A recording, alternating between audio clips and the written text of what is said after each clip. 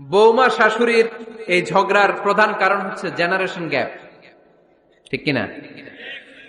শাশুড়ি এক জেনারেশনের আর বৌমা আরেক জেনারেশনের। শাশুড়ি ভাবে একরকম, বৌমা ভাবে আরেক রকম। শাশুড়ি চায় বউর উপর খবরদারি করতে, বউ চায় শাশুড়ির উপর খবরদারি করতে।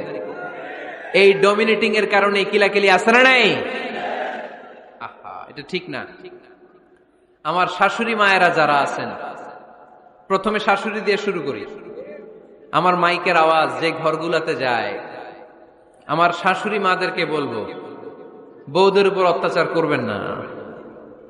ছেলেরে প্রশ্ন করে, তোর কাছে তোর বউ বড় না আমি বড়? আছে না নাই? এটা একটা প্রশ্ন হইল। তোর বউ বড় না আমি বড়? দুইজনেই বড়। তো এক ছেলে সুন্দর উত্তর দিছে, আমার কাছে ভালো লাগছে উত্তরটা শুনে। এক মা প্রশ্ন করছে, তোর এতদিন আমি লালন পালন করে বড় করলাম, জীবন যৌবন তোর জন্য শেষ করলাম, আজকে বউ পাইয়া বউ তোর আপন হয়ে গেল? এবার ছেলে উত্তর দিচ্ছে, মা, আমার মুখ থেকে মা ডাক শোনার জন্য তুমি কি কষ্টটাই না করছো জীবনে। 10 মাস আমারে পেটে ধারণ করলা, খাইতে পারো নাই, বমি করছো, খালি ওষুধ খাইছো, তোমার পেট কেটে আমারে বের করা হয়েছে, 2 বছর আমারে দুধ খাওয়াইছো, পেশাব পায়খানা পরিষ্কার করেছো। বয়স যখন 3-4 তখন তোমার আমি মা ডাকছি, এই মা ডাকটা শোনার জন্য তুমি এত কষ্ট করছো। আর আরেকবারের মাইয়া এই ঘরে আইসাই তোমার মা ডাকা শুরু করছে। যেই মেয়েটা তোমারে মা ডাকে সে আমার আপন হবে না কেন মা? ঠিক কিনা? এই মা ডাক শোনার জন্য তুমি এত কষ্ট করলা, আমার লালন পালন করলা, 10 মাস পেটে ধরলা, পেশাব পায়খানা পরিষ্কার করলা, এরপরে মা ডাক শুনতে পারছে। আর আরেকবারের মেয়ে জানা নাই চিনা নাই এসেই তোমার ডাকা শুরু করছে মা। তো যে আমার মারে মা ডাকে তার স্থান তো আমার কলিজায়, ঠিক কিনা? শাশুড়ি আম্মারা যারা আছেন, প্লিজ বৌমাদেরকে কষ্ট দিয়েন না। অনেক শাশুড়ি আছে পান থেকে চুন খসলে রেগে যায়, পদে পদে স্ত্রীর ভুল ধরে, বউয়ের ভুল ধরে, আছে না নাই? এটা করবেন না। সে তো নতুন, আপনার অনেক এক্সপিরিয়েন্স হতে তার সময় লাগবে, তাকে সময় দিন, তাকে ভালোবাসুন, ঠিক কিনা? না বুঝে সামান্যতে বৌমারে বদদোয়া দেয়, এরকম আছে না নাই? কিন্তু বুঝতে চায় না, বৌমারে যদি বদদোয়া দেয় তাহলে তার নিজ ছেলের পরিবারের ক্ষতি। পেটে ধরা যে ছেলে, ছেলের পরিবারের কিন্তু ক্ষতি, তার আপন নাতি নাতনিদেরই ক্ষতি। আওয়াজ করে বলেন ঠিক কিনা? বৌমাকে বদদোয়া দিয়েন না। বৌমাকে নিজের মেয়ের মতো দেখবেন। সমাধান আমি দিচ্ছি। কেমন দেখতে হবে? নিজের মেয়ের মতো। নিজের মেয়ে সকালে ঘুম থেকে ওঠে 11টা, ওইটা সমস্যা নাই। বৌমা কেন উঠলো না, ওইখানেই ঝামেলা, আছে না নাই? মেহেরবানি করে আপনার বৌমাকে আপনার নিজের মেয়ের মতো দেখেন। নিজের মেয়েরে যেমনি আদর করেন তাকেও অমনি আদর করেন। আপনার বৌমারে যদি আপনি কষ্ট দেন, মনে রাখবেন আপনার নিজের মেয়েটাও আরেকবারের বউ হয়ে কয়েকদিন পরে যাবে। আপনি যা যা করবেন আপনার মেয়েকেও তারা ওই রকম কষ্ট দিয়ে বাড়িতে ফিরিয়ে দিবে। চিল্লায় বলেন ঠিক কিনা? খবরদার, টিট ফর ট্যাট। ইট্টি মারলে পাটকেলটি খেতে হয়। এজন্য শাশুড়ি আম্মা জানারা যারা আছেন, বৌমার সাথে খারাপ আচরণ করবেন না মেহেরবানি করে।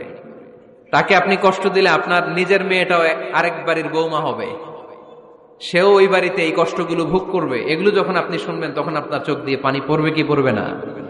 পড়বে। এবার আসেন বৌমার কথা বলি। বৌমা যারা আছেন মেহেরবানি করে, বৌমা যারা আছেন মেহেরবানি করে আপনার শাশুড়ি আম্মাকে নিজের মায়ের জায়গায় রাখবেন। আপনার বাড়ি ছেড়ে নতুন বাড়িতে আসছেন, তো এটাই তো আপনার বাড়ি। আপনার মা রেখে দিয়ে নতুন মা পাইছেন, এটাই তো আপনার মা। তো ওনাকে মায়ের জায়গায় বসাতে আপনার সমস্যাটা কোথায়? বৌমারা খেয়াল রাখবেন, আপনি আপনার শাশুড়ির সাথে যে আচরণটা করতেছেন, আপনার শেষ বয়সে আপনার ছেলের বিয়ে দেওয়ার পরে যে বৌমাটা আসবে ওই আচরণই আপনাকে ফিরিয়ে দিবে। The nature has its own return. প্রকৃতির একটা মাইর আছে, এটা শেষ মাইর, এটা শেষ খেলা। প্রকৃতির খেলা বড় খেলা। আপনি আপনার শাশুড়ির সাথে যে আচরণ করবেন, আপনার শেষ বয়সে আপনি একদিন শাশুড়ি হবেন, এটা মাথায় রাখবেন। ওই আচরণই আপনি ফিরে পাবেন। আওয়াজ করে বলতে হবে ঠিক কিনা? এজন্য 9 নম্বর পয়েন্টস হচ্ছে মিউচুয়াল রেসপেক্ট। সবাই যেন সবাইকে ভালোবাসি, দোষ ছাড়া মানুষ নাই, সবার দোষ আছে, আমরা যেন একে অন্যের দোষ না খুঁজি। বৌমারা, আপনাদের কেন যদি আমার মাইকের আওয়াজ যায়, অল্প কিছু টেকনিক অবলম্বন করলে আপনি আপনার শাশুড়ির মন জয় করতে পারবেন। শাশুড়িরা আসলে বেশি কিছু চায় না, আগের জামানার মানুষ তো, এদেরকে ওইভাবে হাত করতে হবে। মাঝে মাঝে একটু শাশুড়ির মাথায় তেল দিয়ে দেন, চুলে তেল দিয়ে দিবেন আর কি, মাঝে মাঝে চুল আশ্রয় দিবেন, এগুলো কিন্তু খুব পছন্দ করে শাশুড়িরা। ওনার প্রেশারটা একটু মেপে দিবেন, ডায়াবেটিক্সের ওষুধটা খাইলো কিনা সময় মতো খোঁজ নিবেন, কি পছন্দ করে খেতে একটু রান্না করে দিবেন। যেই বক্তার ওয়াজ শুনতে পছন্দ করে ওই বক্তার ওয়াজগুলো ডাউনলোড করে শাশুড়ি আম্মাকে দিবেন, ইসলামী বই দিবেন। দেখবেন বয়স্ক নারীরা মাহফিল যেতে খুব পছন্দ করে, ওয়াজ শুনতে খুব পছন্দ করে, নবীদের কাহিনীগুলো শুনতে পছন্দ করে। বসায় বসায় একটু কাহিনীগুলো শোনাবেন। বাইরে বেরোলে জিজ্ঞেস করেন, আম্মা আপনার কিছু লাগবে কিনা। আর একটা টিপস আছে, চুল যখন আশ্রাবেন আর শাশুড়ির মাথায় যখন তেল দিয়ে দিবেন, তখন অতীতের কথা জিজ্ঞেস করেন, দেখবেন অতীতের স্মৃতিতে হারিয়ে গিয়েছে আপনার শাশুড়ি। কি জিজ্ঞেস করবেন জানেন? জিজ্ঞেস করবেন, আম্মা জান, মুক্তিযুদ্ধের সময় আপনার বয়স কত ছিল?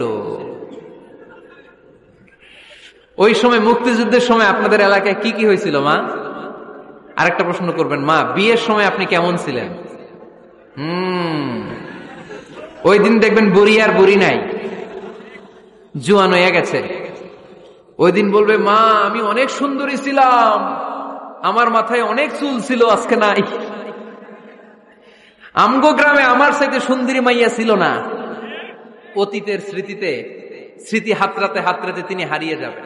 জিজ্ঞেস করবেন যে, মা শীতকালে আপনাদের দেশে কি পিঠা বানাতেন আপনি যখন ছোট ছিলেন, আপনার বাপ চাচারা কি করতো? এগুলো জিজ্ঞেস করলে উনি স্মৃতির পাতা হাতরাতে হাতরাতে চোখ দিয়ে দাঁড় দাঁড় করে ওনার পানি ঝরতে শুরু করবে। আপনার জায়গায়, ওনার হৃদয়ের মনি কোঠায় এমন জায়গায় পৌঁছবে, আপনার ছাড়া উনি কিছুই বুঝবে না। বৌমারা, এই অল্প কিছু টিপস অবলম্বন করে আপনারা আপনাদের শাশুড়ির মনকে জয় করতে পারেন।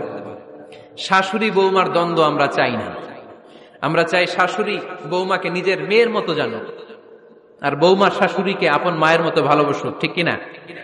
এই মিউচুয়াল রেসপেক্টই পারে শাশুড়ি বৌমার দ্বন্দ্বকে দূর করতে, আর ঘরটারে শান্তি টুকরা বানাতে। আওয়াজ করে বলেন ঠিক কিনা? কয়টা গেল? আর আছে কয়টা?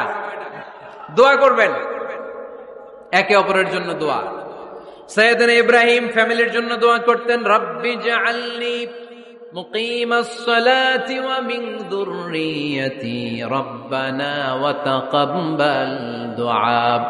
ও আল্লাহ, আপনি আমার নামাজ কায়েমকারী বানান, আমার কলিজার টুকরা সন্তান ইসমাইলকেও নামাজ কায়েমকারী বানান, আমার দোয়াটা আপনার দরবারে আপনি কবুল করে নেন। সুবহানাল্লাহ পড়েন। রব্বানা ইন্নী আসকানতু মিন যুররিয়াতি বিওয়াদিন গায়রি যী যারইন ইনদা বাইতিকাল মুহাররাম। ও আল্লাহ, আমার সন্তান সন্ততি, আমার ফ্যামিলিকে ধুধু মরুপ্রান্তর এই উপত্যকার মধ্যে তোমার কাবা ঘরের সামনে রেখে গেলাম, তাদেরকে তুমি নামাজ কায়েমকারী বানিয়ে দিও। গোটা বিশ্বের সব মানুষের অন্তর আমার ফ্যামিলির দিকে আল্লাহ তুমি ঝুঁকিয়ে দিও। ওয়ারযুকহুম মিনাস সামারাত, ফলমূল দিয়ে আল্লাহ তুমি তাদেরকে রিজিকের ব্যবস্থা করে দিও। তার মানে সব নবীরা তাদের পরিবারের সদস্যদের জন্য দোয়া করতেন কি করতেন না? আবার কোরআন আমাদেরকে শিখালো, রব্বানা হাব লানা মিন আজওয়াজিনা ওয়া মিন যুররিয়াতিনা কুররাতা আ'য়ুন ওয়াজআলনা লিল মুত্তাকিনা ইমামা। ও আল্লাহ, এমন নেককার সন্তান, এমন নেককার স্ত্রী আপনি আমাকে দান করেন যাদের দিকে তাকালে আমার চোখ দুইটা ঠান্ডা হয়ে যায়। চক্ষু শীতলকারী স্ত্রী দেন। বিয়ে যাদের হয় নাই, ইয়াং ছেলেরা এই দোয়াটা করবা। বিয়ের জন্য দোয়ার দরকার আছে না নাই? প্রতিদিন এই দোয়া করবা, আল্লাহ এমন স্ত্রী দেন, এমন জীবন সঙ্গিনী আপনি আমাকে দেন, এমন লাইফ পার্টনার দেন যার দিকে তাকালে আমার চোখ জুড়িয়ে যায়। এমন সন্তান আল্লাহ আপনি আমার ফ্যামিলিতে দেন যাদের দিকে তাকালে আমার চোখ দুইটা ঠান্ডা হয়ে যায়। নেককার সন্তান, নেককার স্ত্রী আল্লাহর কাছে দোয়া করে চেয়ে নিতে হয়। তাহলে ফ্যামিলি মেম্বার একে অপরের জন্য দোয়ার দরকার আছে না নাই? বাবা দোয়া করবে ছেলের জন্য, ছেলে করবে বাবার জন্য, মা দোয়া করবে মেয়ের জন্য, মেয়ে করবে মায়ের জন্য, ভাই করবে বোনের জন্য, বোন করবে ভাইয়ের জন্য। দোয়ার দরকার আছে না নাই? দোয়া করবেন সবাই সবার জন্য। এই যে কোরআনের বঙ্গানুবাদ পাওয়া যায় না এখন, কথা বলেন, স্মার্টফোন আছে কার কার দেখি? হ্যাঁ, কারা কারা স্মার্ট দেখি? হাজার হাজার স্মার্ট, মাশাআল্লাহ। এই স্মার্টফোনের ভেতরে আল কোরআন নামে বাংলায় কোরআনের একটা অ্যাপস পাওয়া যায়। কথা বলেন, পাওয়া যায় কি যায় না? আজকে থেকে এই অ্যাপসটা ডাউনলোড করে প্রতিদিন 1 আয়াত 2 আয়াত 3 আয়াত করে পড়া শুরু করে দেন। বাঁচতে হলে পড়তে হবে, বাঁচতে হলে জানতে হবে, ঠিক কিনা? এই স্লোগান আমাদেরকে শিখায়। এই স্লোগান তো আল্লাহ, এই স্লোগান দিয়েই তো আল্লাহ কোরআন শুরু করছে, ইকরা বিসমি রাব্বিকাল্লাযী খালাক। বাঁচতে হলে জানতে হবে, বাঁচতে হলে পড়তে হবে, পড়ার কোনো বিকল্প নাই। আওয়াজ করে বলেন ঠিক কিনা? সুজানগরের ভাইয়েরা, মোবাইলের অ্যাপসের ভিতরে আমরা কোরআন রাখতে রাজি আছি তো সবাই? হাদিসের অ্যাপস ডাউনলোড করতে রাজি আছি তো? বাস রাজি আছি, ডাউনলোড করে রাইখা দেবো, আর কেউ পড়বো না নাকি? হ্যাঁ, প্রতিদিন একটা আয়াত হলেও যেন আমরা পড়ি। আল্লাহ যা বলা দরকার সব বলে দিয়ে গেছে, নতুন করে আর কিছু বলবে না। আমরা যেন পড়াশোনা করি, আমরা যেন একটা পাঠাগার বানাই। আবারও কখনো আসার সুযোগ হইলে আমি জিজ্ঞেস করবো, যদি আমার মনে থাকে, যে আপনাদের পাঠাগার আছে কার কার ঘরে। সেদিন সবার হাত তুলতে হবে। এমনি পারা যাবে তো? আল্লাহ তুমি তৌফিক দাও।